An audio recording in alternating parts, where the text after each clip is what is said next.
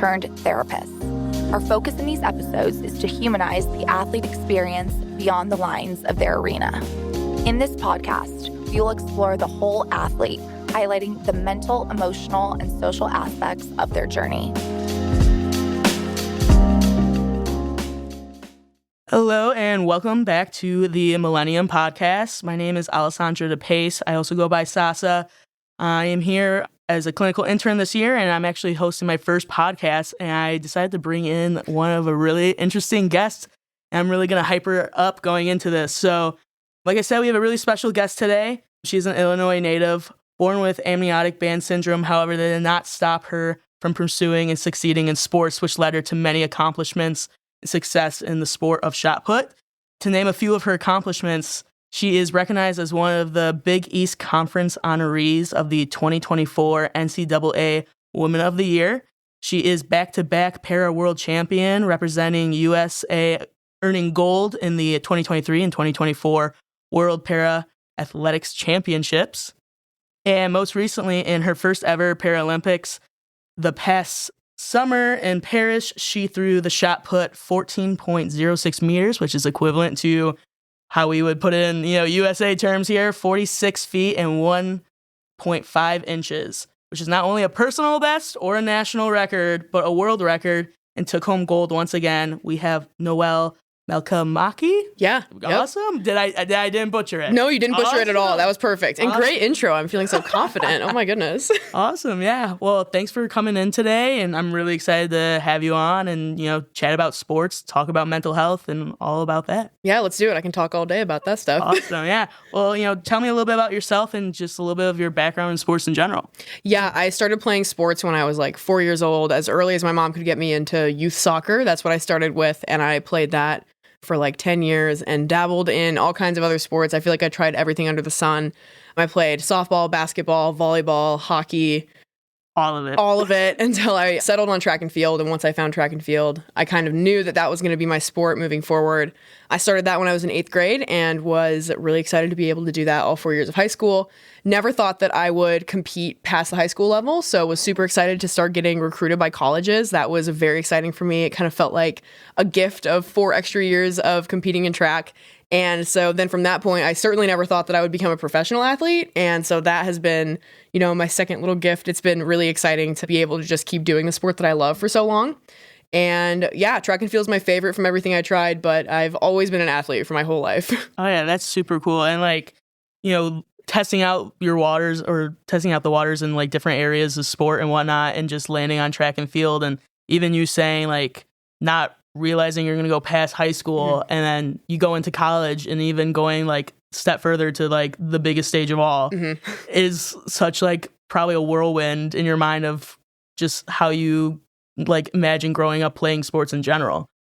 For sure. Yeah. So that's definitely something that I've talked before about, is like I never had like this dream of going to the Paralympics, or like how a lot of Olympians say like, oh, I've always wanted to go to the Olympics. That was my dream from day one. That was never me. I never thought I could get that far. So it's been like full of surprises and just so much fun to see kind of what unfolds next. Yeah.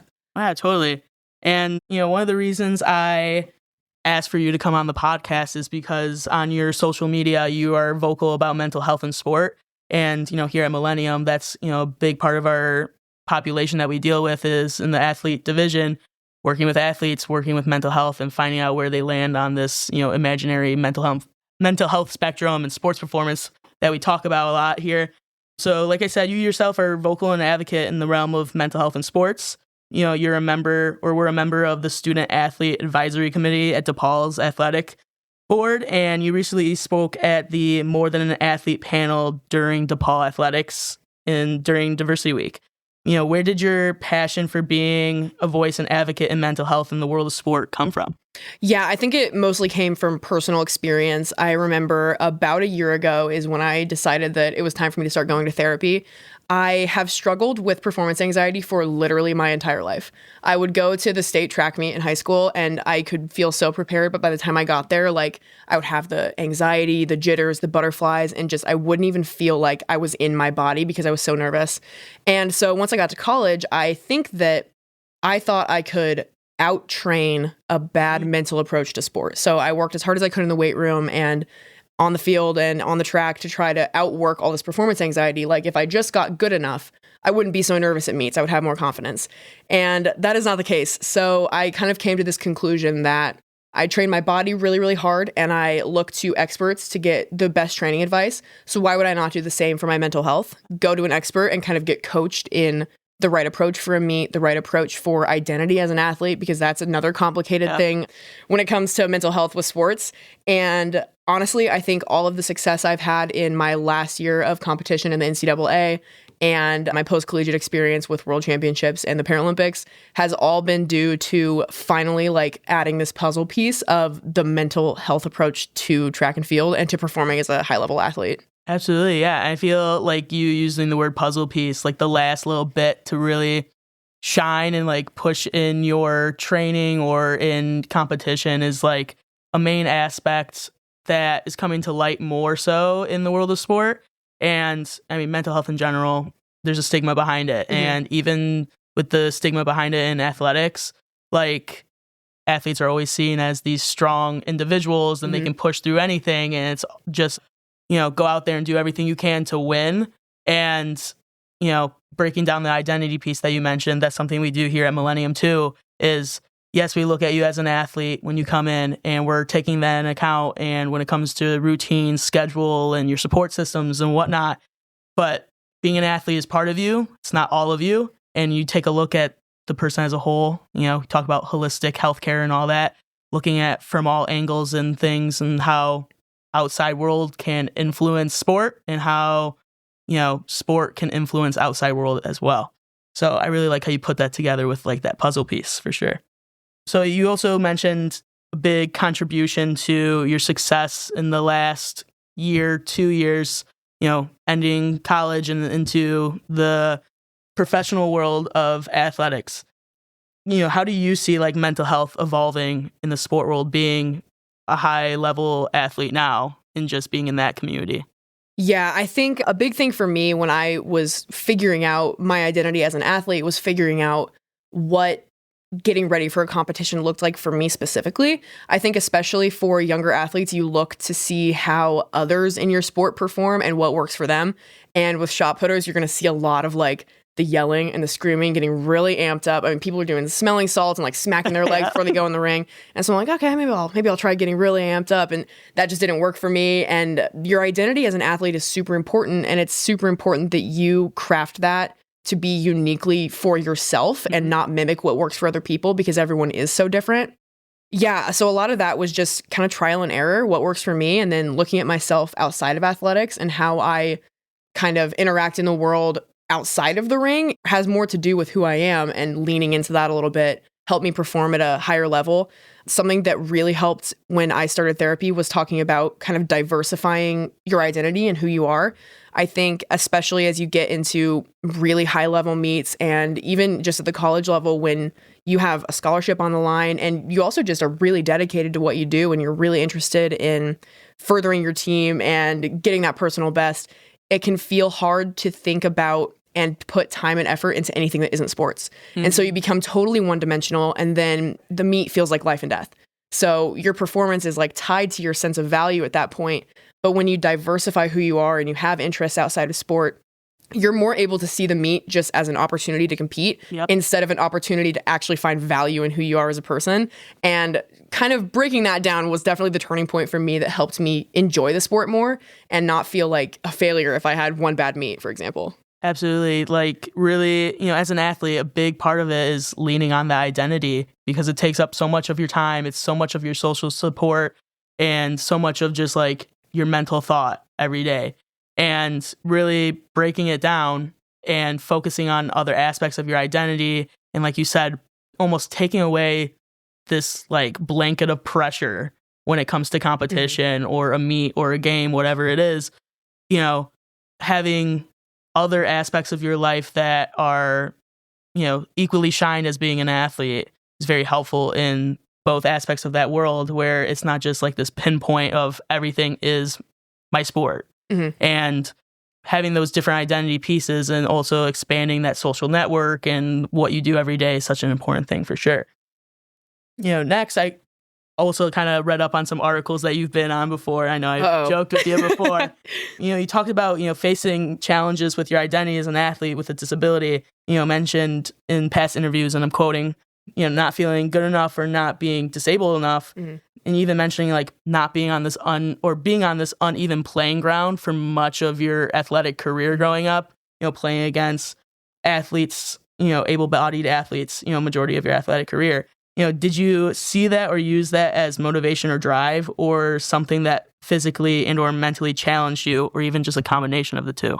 Yeah, I think it's all of the above. That was the biggest mental challenge for the last 2 years of my athletic career, and the last 2 years of my collegiate career especially, because I went to this first ever world championship meet for para athletics, and I won gold and I broke the world record, and it was this like ultimate high. And then I got back to my collegiate program and I'm not even the best thrower on the team. There are meets that I don't even make the final for, and trying to mesh those in my head was a big struggle. When I first got involved in para athletics, I definitely didn't feel like I was disabled enough, because I quote unquote kept up with able-bodied athletes for my entire athletic career up until that point. So it felt like I was kind of this imposter when I was in the para athletics realm. And then I got back to the NCAA and I wasn't as good as I was over the summer in the para athletics realm. And I felt like an imposter there too. So it felt like I had, one foot in one side and one foot in the other. And it was really hard to ever feel like I was just one athlete. I felt like I had to be one way in my para athletics meets and one way in the NCAA. And it really took a toll on my training. I remembered the feeling of winning gold. And then when I was training for my last college season, like all I wanted was to be the best. And I set these crazy goals and I would work so hard at practices, just to the point that I wasn't having a healthy balance of understanding what it took to get better from the mental aspect and giving myself a break. I was really hard on myself, like last winter in that indoor season. I was having panic attacks at practice and just not enjoying the sport as much because there was so much pressure. I'm not sure I ever quite figured out how to make the two mesh, like the disabled athletics realm with the able-bodied athletics realm is just very complicated. And honestly, I'm grateful that I'm done with it now, because it's hard to go back and forth. Yeah. I'm very grateful for my experience in both, because I think that's led me to be the athlete that I am today. And without kind of having both perspectives, I don't think I would be as passionate or as skilled in either one or in the sport as a whole.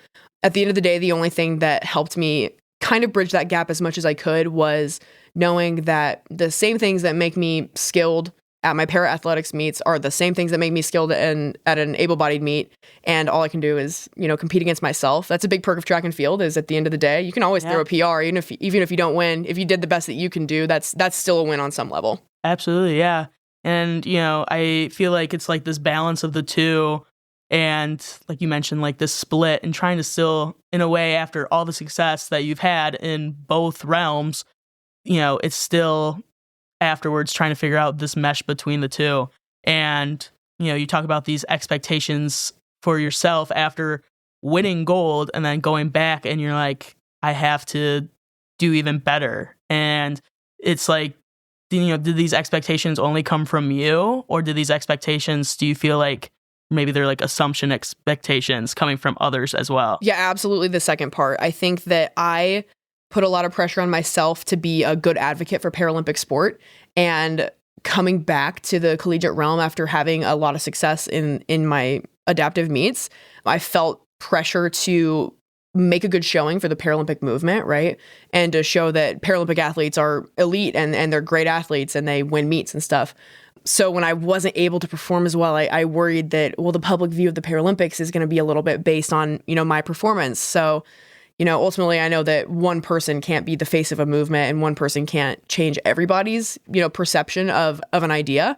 But that definitely added to the pressure, was just trying to prove that what I had done was good enough. And I think there was a little bit of internal wanting to prove that to myself, that what I had done was good enough in my own eyes. Gotcha, yeah. And I feel like that's very common within athletes, of that internal push to always do better, whether you're talking about individual, sport, or, being on a team. It's always wanting to push yourself to do better. And these expectations sometimes can be at fault for us to even perform. And it's getting back to that mental game of whether it's expectations coming from within you or expectations from your support, and your support are trying to put in the best intentions, And sometimes the comments of like, we know you're going to win, that's just like an extra pressure because you can't always control the outcome goal of it. And it's just focusing on what you can do, like the best that you can do, essentially. And that kind of rolls into my next question. So like overall in mental health, sports aside, community and support play a big role in people's well-being. And, I'm sure there's much support from your family and friends and your husband growing, all throughout your sports journey. And, one story about a person in your corner that kind of stood out to me was Coach Murrer. Did I pronounce Coach it right? Murrer, yeah. Murrer? Okay.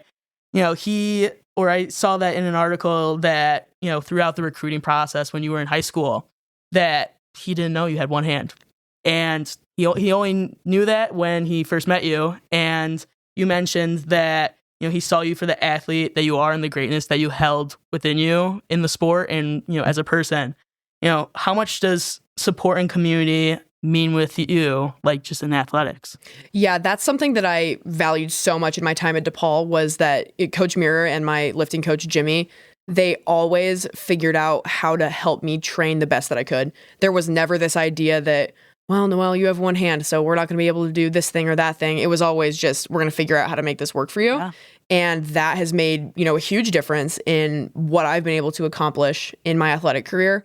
I also could not thank the DePaul community enough for the excitement they had before I went to the games this summer. I talked to a lot of my teammates on Team USA when I was in Paris, and not every athlete has that support. DePaul really went above and beyond with their excitement for me headed into the games, and people just being so supportive and so excited it made me feel really special, and it made me feel glad that I chose the college that I did. But yeah, I think my transition into collegiate athletics was very challenging because you go from being pretty good in high school to you're small fish in a big pond at that point. So it's hard to make that transition for anybody. And then on top of that, the disabled identity kind of starting to be figured out in my head. But I had nothing but support from everybody there. And the DePaul community is who helped me kind of get started with therapy. And I really appreciate having that resource because that made a huge difference for me. Yeah, the community in Chicago has been absolutely amazing and has made all the difference in the world for me.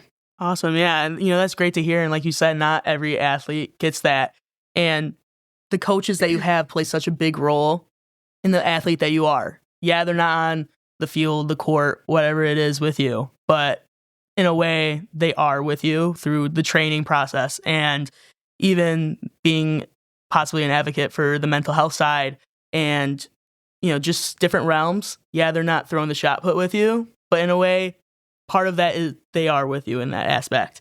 And, one thing that I also read up on is that you didn't even have a singular thought about, para-athletes or athletics till college. Mm-hmm. And your coaches were kind of the ones that brought light to that and, got you to that point of opportunity for that. And when I say that, what kind of goes through your mind of that moment where they brought it up to you and looking back now a little bit of all the success that you've had in the para-athletics world? Yeah, when I look back on that, I talk with my family about this all the time. I wonder how we missed it for so long. I have a very visible disability. I can't believe that for all of my childhood, we never once thought that, oh, what about the Paralympics? So I'm really grateful to my coach for bringing that up. I think a coach at a different meet told him, hey, you should probably try to get Noelle involved in the Paralympics. And I appreciate his understanding with helping me kind of get through the early decisions in that process. When he first asked me about that, I was a little bit hesitant just because I didn't know that much about the Paralympics. I didn't know anything about the classification process and how I would be competing against athletes with a similar disability to mine. At that time, especially, I don't think there was as much spotlight on the Paralympics. I didn't know that much. Things have definitely gotten better in the years that I've been, paying attention. And I think moving forward, there's even more excitement about disabled athletes. But I think that's a lot of the reason why I didn't know until so late in life is because we just weren't watching disabled athletes as much as we are now.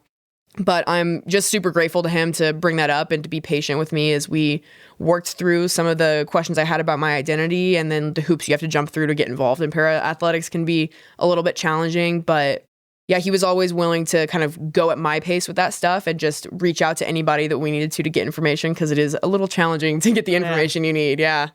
Yeah. I mean, when I read up on that and, you talking now about it, it was such an interesting thing of this, like you mentioned, like this visual disability, and not even having a singular thought of it growing up. And then like even throughout college a little bit, it seemed like it wasn't a thought till the conversation started rolling in and going through the process of it all and kind of getting a different perspective of how difficult it is to like really get yourself into that realm.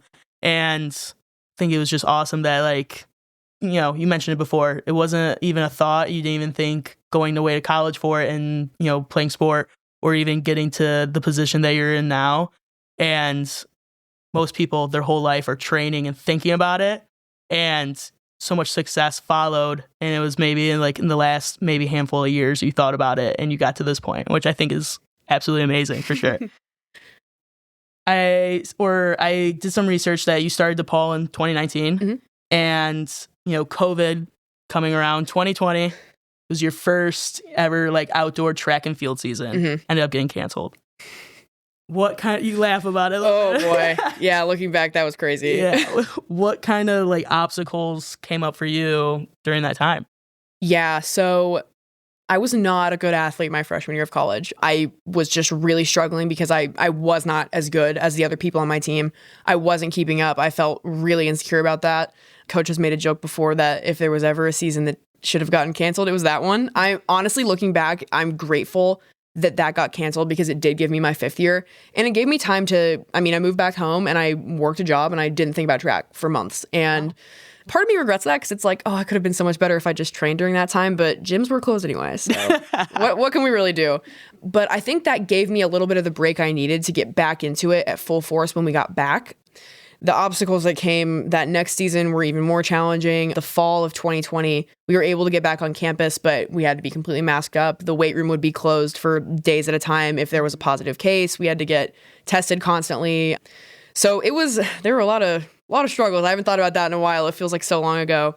But because I had that extra year of eligibility, I was able to use my fifth year, and that ended in 2024 right before the games. So it worked out really well in my favor with the timing of that. But yeah, I'm grateful to have had that season off, I guess, to kind of figure things out better and figure out who I was as an athlete more. Those things just take time. And that was, all things considered, a little bit of a gift. Yeah, absolutely. And like you mentioned, kind of all the change in structure and routine of it, like going back on campus in fall of 2020. And, you know, afterwards having that structure and routine of an athlete almost kind of went out the window, and you had to learn a whole new routine and structure, and in a way had to like go with the flow of when things were changing, and also just probably competing wise too, of the difference in the fan base being surrounded or whatever it is, just differences in competition and training and all that. But I wanted to get to some of the world championships and Paralympics for sure. You know, I'm sure in the last year, maybe even a little bit more than the past year, it's kind of felt like a whirlwind. Oh, yeah. And, you know, from training from one world stage to the next, and then the last one this past summer in Paris at the World Paralympics. Curious to know if from competition stage to competition stage, you know, were there any mental game shifts from competition to competition? Yeah, for sure. The season, my fifth year of college leading up to the games, I trained 12 months straight with no breaks, and that was a challenge in and of itself.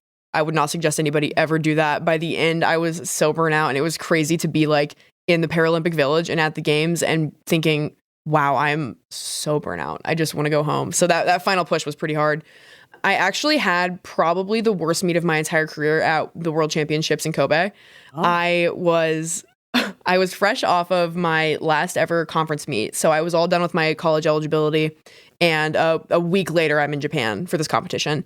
And coach couldn't come with me because he had first round of NCAAs. So I was there, not by myself, but just with the national team coaches and not with Coach Muir, who I'm usually able to lean on a little bit when I am having some internal doubts, I guess. So I think looking back, there was a lot of thinking that I had not done about being done with college and how that impacted my identity and kind of tying up those loose ends. So I'm at this meet in Japan and I did not do well. I had so many meets up until the games where I struggled to do as well at the para meets as I did at the college meets because there was a part of me that felt like I didn't really belong there. There was a lot of my disabled identity that I hadn't kind of worked through yet. And I did really badly at this meet. I wasn't executing anything well. I wasn't explosive. Honestly, I felt like I wasn't being a good competitor. And I'm in a situation where even my bad day wins gold, which is great. And I'm grateful for that. But it can be really hard to go from this really bad performance to giving interviews about, this world championship you just won. And that was really complicated for me. And that was hard for me to work through headed into the summer of training before the games. So that was my last, international meet before I was going to be at the Paralympics. And I called my coach after the meet, just so upset with how I'd done. And we just kind of made this plan to figure out what went wrong and kind of double down on going therapy and working hard and figuring these things out to have that rebound at the games. So when I went to the games, like that was my approach mentally, was just, I want to prove to myself that I can have a good competition at a big meet like this with the pressure here at a para athletics meet, throwing against disabled athletes. Like I can have a good showing. And so that's what I was able to do at the games. I luckily went to a few of the other sessions of track and field before my day of competition, which was good because there were more people in that stadium than I have ever seen at a track and field stadium because they really like track and field in Europe. So I got to kind of get a feel for the atmosphere before I got there that day. And the day that I threw, I remember thinking to myself, I don't have to win this, but I really want to. And letting go of that pressure and just doing it because I wanted to felt so good. And it was kind of the first time I'd ever thought that. And I had like the best meet that I've ever had probably. So awesome. It was great to look back on that and just the growth that happened from that low point in May through like such a high point in September. I'm just really happy. Yeah. Yeah. So there was this big mental shift, it seems like. And I like how you kind of shine light, like even on these bad competition days or your worst day, you still won gold. And it's like still, even though you won, it's still this learning experience of what to do next so that these feeling of bad days don't happen again. And whether it's the physical training, it's the mental aspect of things. I always talk about this unlearning and relearning and learning new things and figuring out what works for you for not only performing physically, winning gold, but also just that mental aspect and getting to that point of, physicality was up here, mental maybe a little bit lower or on a different area, and just trying to get that groove of both intertwining and interacting at this high level for both aspects. Yeah, it's hard to get both of those things on the same page. And I think I wish I had known earlier in my athletic career that your mental approach to a competition has just as much say as your physical approach does, if not more. So yeah, it's very important, very important. Absolutely. And I appreciate you saying that. And like, even going into, Paris, the Paralympics, before going, you're like, I want to do this for myself. And just kind of, in a way, like I have this mental image of like this blanket of pressure just getting like whipped off. And you're like, I'm doing this for myself. I'm going to like enjoy myself. Yes, this is like big competition. It's like game time, but it's for you to like prove to yourself, and that gold's for you. Yeah, yeah, exactly. And I know you kind of touched on it a little bit, but what kind of went through your head right before you like absolutely launched the shot put 14.06 feet? Yeah. So that throw was later in the competition. I think it was like my fourth or fifth throw, maybe. So like I said, I had this feeling of the pressure wasn't there that I had to do this, just that I wanted to, that I really wanted to have a good competition. And I also felt for the first time that I was having fun at a competition and just enjoying every new opportunity to throw. And each round, it wasn't, I really have to make sure I execute this, but it was more like playing with my tech and seeing just how well I could execute it, just kind of for the fun of the sport. And I really do think that made all the difference for me, was being able to look at it as fun, and like the joy in sport is really important. And it's really crazy how when you let go of the iron grip you have on something and just let it be and let yourself enjoy it, you perform better, which is that's something that's been really hard for me to figure out is that actually just letting yourself relax usually leads to better results. And that's hard for an overthinker like myself. But I think those were the main keys, was just wanting to do it because I wanted to and not because I had to, and having fun with the competition. Absolutely. And I feel like that's a great outlook. And even like something like a message for other athletes too, is we're always so pressured to win and hit a certain point, whatever it is, whether it's a singular game, a whole tournament, a competition. It's you as an athlete, you want to win. That's a natural thing.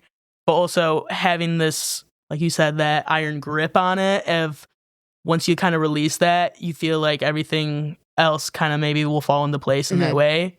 If you prepare and train physically and mentally, things will fall into place most likely than not. And win or lose, it's more of like a win and learn kind of 100% perspective on it. But I prepared a handful of fun questions to kind of wrap it up. So first question, does your neck hurt from holding all that gold? Yeah, actually sometimes the strap on the gold medal does agitate the neck a little bit. I don't complain about that because that's a crazy thing to complain about. But yeah, it hurts a little. It hurts a little. Maybe a little PT. Yeah, I have to do some extra work. And do you have a go-to pump-up song? Ooh, honestly, anything Megan Thee Stallion. Okay. That's what I'm putting on before a meet, 100%. Gotta pump it up for sure. And then do you have any superstitions or pre-competition rituals at all? Not really, but this is different about me than other throwers. I will not drink a protein drink. Or not a protein drink. I won't drink an energy drink ever. Okay. They scare me so much. Is that a common thing? Coffee. Oh my gosh. Yeah? Yes. Like so many monsters that attract me if you ever go. But yeah, I'm a coffee girl all the way. I don't mess with energy drinks. Gotcha. Got to get the caffeine through coffee. Yes, exactly. Next, what would you say to your younger self knowing how much you've accomplished being an athlete? To just keep working hard and going above and beyond just the bare minimum. Like always keep doing just one more rep. That kind of outlook is a good way to get to success in my experience. Absolutely. And like even with a little bit that you mentioned before of not having much of a dream of going to college and getting to the part where you're at now being, a professional athlete, like just having the outlook, looking back as a kid, like got to this point, like not even having a singular thought possibly about it is so interesting. And lastly, this is probably a really good one to wrap it up. What does the title of Paralympian mean to you? Ooh, yeah, that is a great question to wrap it up. It's definitely a title I wear with honor, and it's a community I'm proud to be a part of. It's been so exciting getting to kind of explore the community of other Paralympians since I never expected that would be something that I would get to do. And having so many friends that I've made through that avenue and being able to kind of hopefully be a positive face for the movement and for other, young disabled athletes. I hope that the visibility helps them see what's possible. So yeah, it's honestly an honor, and it's a community that I love to be a part of. Absolutely. Well, I think you said it really beautifully and wrapped it up beautifully too. And, that was all my questions I had for you today. And I appreciate everything you've shared and really shining light on the community and, the voice that you have in the sport when it comes to mental health. And I really appreciate you coming in today. Awesome. Thanks. It was great chatting with you. Yeah. Bye.